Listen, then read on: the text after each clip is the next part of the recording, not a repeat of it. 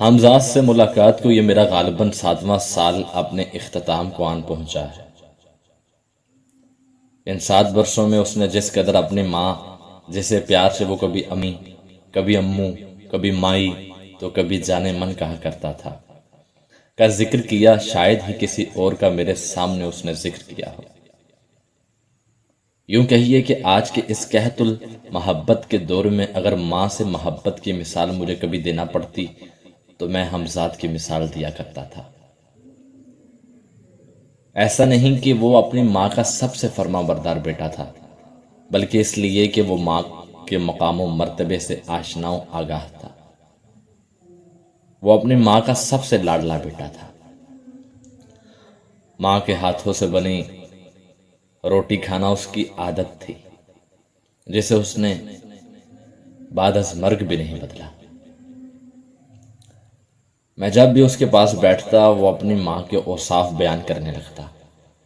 ایک بار میرے من میں بھی آئی کہ جس کی تعریفوں کے یہ اتنے پل باندھنے میں ہمیشہ سے رطب اللسان رہا ہے، کیوں نہ اس کے بارے میں بھی میں بھی کچھ جان اور پہچان سکوں۔ حمزاد کے ہاں میرے گھریلو مراسم بن چکے تھے۔ وہ ہمارے گھر اور ہم ان کے گھر آتے جاتے تھے۔ حمزاد کی طبعیت ایسی تھی کہ اس کے گھر میں جا کر اپنائیت کا احساس بدرجہ اتم ہوا کرتا تھا، کیونکہ اس نے گھر والوں کو کہا ہوا تھا کہ جو بھی آئے جو بھی کرے اسے ٹوکنا نہیں۔ غالباً یہی وجہ ہے کہ ان کے گھر میں فریج میں پڑی کھانے اور پینے کی تمام چیزیں جس کے ہاتھ لگتی وہ ہاتھ صاف کر جاتا، مگر وہ کسی کو روکنے کا نہ کہتا۔ اس کی والدہ سے میری ملاقات آج سے تقریباً 7 سال قبل ہوئی تھی، جب میں اس عالم ناصبات میں وارد ہوا تھا۔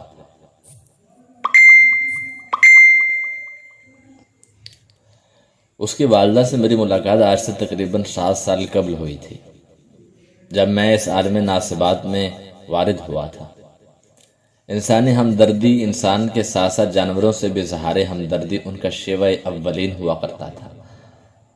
وہ پیشے کے اعتبار سے ایک داعیہ تھی، مگر اپنے معاملات کے اعتبار سے ایک ڈاکٹر تھی۔ ان کے ہاتھوں سے نہ جانے کتنے ہی جگر گوشے اس عالم میں تشریف لائے، انہی میں سے ایک میں بھی تو ہوں۔ بعض اوقات وہ اپنے تجربے کی بنا پر ماہر لیڈی ڈاکٹرز کو بھی ورطہ حیرت میں مبتلا کر دیا کرتے تھے، اور غالباً یہی وجہ ہے کہ کسی خاتون کے ہاں جب کوئی بچہ پیدا ہونے والا ہوتا تو وہ حمزاد کی ماں سے ہی کہتی ہیں کہ ذرا دیکھ لیجئے۔ وہ پیٹ پر ہاتھ پھیر کر ہی بتا دیتی کہ بچہ کتنے ماہ کا ہے اور کیا معاملہ ہے۔ بہت سے مفلس خاندانوں کے ہاں وہ رات گئے تک بغیر کچھ معاوضہ لیے کیس کر آیا کرتی تھی۔ انتھک محنت ان کی زندگی کا جزو لا ینفک تھا۔ سنگل ڈیوٹی کے علاوہ ڈبل شفٹ لگا کر وہ حمزاد کا اور اپنے پورے کنبے کا پیٹ پالے ہوئے تھے۔ ان کی مثال مولوی عبدالحق کے بیان کردہ نامدیو مالکی سی تھی، جو صبح سے شام اور شام سے رات اپنے کام سے جڑی رہتی۔ حمزاد ان کا من چلا بیٹھا تھا۔ ہر تمنا پوری کرنا وہ خود پر فرض عین سمجھتی۔ اپنی بیٹیوں اور بیٹوں کے ساتھ ساتھ شوہر کے حقوق بجا لانے میں کوئی کوتاہی نہ چھوڑتی۔ میں نے دیکھا تھا کہ وہ بعض اوقات اللہ کے حقوق چھوڑ دیتی، مگر اپنے ذمہ لگے کنبے کے حقوق میں کبھی کوئی کمی نہ آنے دیتی۔ خدا ترسی کا یہ عالم تھا کہ روزانہ رکشے پر سوار ہو کر اپنی منزل کی طرف جاتے ہوئے رستے میں بیٹھے تمام بھکاریوں کو نقدی کچھ نہ کچھ روپے خیرات کرتی جاتی تھی۔ شاخرچی میں ان کا ثانی میں نے دیکھا ہی نہیں۔ لوگ مہنگائی کا رونا رو رہے ہوتے تو وہ محنت زیادہ کر دیتی تاکہ مہنگائی کا رونا رونے کے بجائے معاملات حیات کو بطرز احسن نبھا سکے۔ رشتہ داروں نے بہت سے صدمات دیے، جس کی بنا پر وہ الگ تھلگ ہو کر علیحدہ کسی دور محلے میں رہنے لگی تھی۔ حمزاد کہا کرتا تھا کہ ماں رشتہ داروں سے صلہ رحمی کیے رکھنا کہ اس سے عمر دراز نصیب ہوتی ہے اور جنت بھی ہاتھ آتی ہے۔ یہ سنتی تو وہ پھر موم سے ہو جاتی اور سخت دل سے اترے ہوئے رشتہ داروں سے بھی بڑھ چڑھ کر ملنے لگتی۔ حمزاد کو مسلسل ناکامیوں کا سامنا کرنا پڑا اور چاہ کر بھی کہیں اسے کوئی مناسب کام نہ مل پایا تو انہوں نے یہ کہہ کر اسے تسلی دی کہ ابھی تیری ماں زندہ ہے، تجھے کسی طرح کی فکر کرنے کی ضرورت نہیں۔ آج جب یہی فکرہ اپنے کرتاہ سے ذہن پر روشن کرتا ہوں تو میرے آنسو سے ابھر آتے ہیں کہ آج حمزاد کہاں کہاں بھٹک رہا ہے۔ ماں کے ہوتے ہوئے حمزاد کو واقعتاً کوئی فکر نہ ہوتی تھی، مگر ماں کے جانے کے بعد تمام فکریں حمزاد کو دامن گیر ہونے کے ساتھ ساتھ گلو گیر ہو گئی ہیں۔ ایک بات حمزاد کا چھوٹا بھائی دوستوں کے ساتھ کہیں نکل گیا۔ دیر تک جب گھر نہ آیا تو سخت بیماری کی حالت میں بھی اس کے تمام دوستوں کے گھروں میں پیدل گئیں اور پتہ کیا کہ اس کا لخت جگر کہاں ہے۔ رات کے 12 بج چکے تھے اور سڑکوں پر حمزاد کی ماں اس کے چھوٹے بھائی کی راہ تک رہی تھی۔ حمزاد جسمانی اعتبار سے کمزور واقع ہوا تھا۔ اس بات پر اس کی ماں اس سے کچھ زیادہ پیار کرتی تھی اور اس کے تمام ناز و نام اٹھا رکھتی تھی۔ حمزاد کو برفی اور کھیر بہت پسند تھی۔ جب بھی حمزاد گھر واپس آتا تو ان دونوں میں سے کوئی ایک چیز ضرور وہ تیار کر کے رکھتی یا کہیں سے ارینج کر لیا کرتی۔ حمزاد ایک دفعہ بیمار پڑ گیا، کچھ دن سکول نہ گیا۔ جب تندرست ہوا تو بولا سکول نہیں جاؤں گا۔ جب ماں نے وجہ پوچھی تو بولا کہ میرے استاد میرا پتہ کرنے نہیں آئے، میں آج کے بعد اس سکول میں نہیں جاؤں گا۔ ماں نے فوراً اسے سکول بدلوا دیا۔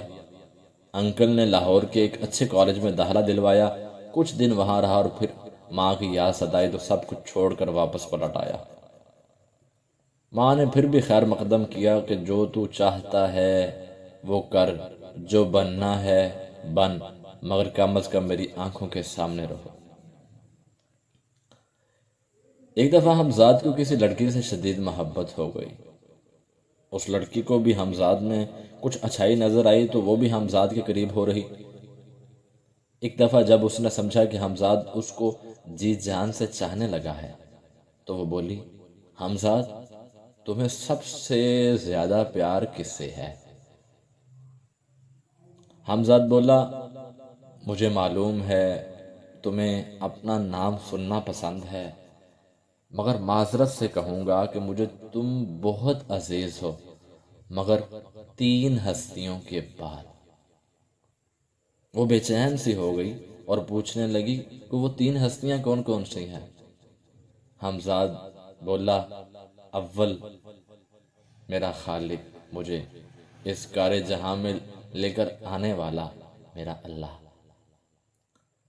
دوم اس خالق کے حبیب جن کے اوپر میرے ماں باپ بھی قربان، اللہ کے رسول حضرت محمد صلی اللہ علیہ وآلہ وسلم۔ اور پھر وہ چپ کر گیا۔ لڑکی بولی، اور تیسرا کون؟ تو حمزاد کی آنکھوں میں آنسو ابھر آئے اور وہ بولا، اللہ اور رسول کی غلام میری ماں، میری کائنات، میرا سب کچھ۔ لڑکی نے یہ سنا اور حمزاد کو گلے سے لگا کر رو پڑی اور بولی، مجھے اچھا لگا کہ میرا مقام تم نے ماں کے بعد رکھا ہوا ہے۔